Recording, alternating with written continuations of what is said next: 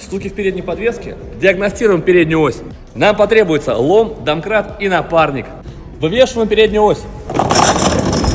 Домкратим под балку. Подставляем башмаки под колеса.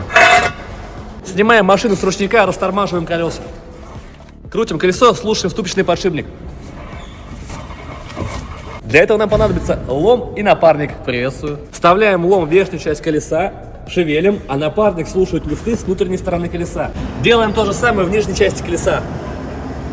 Если люфт в поворотном кулаке, то это шкворень. Если люфт в ступице, то это ступичный подшипник под замену.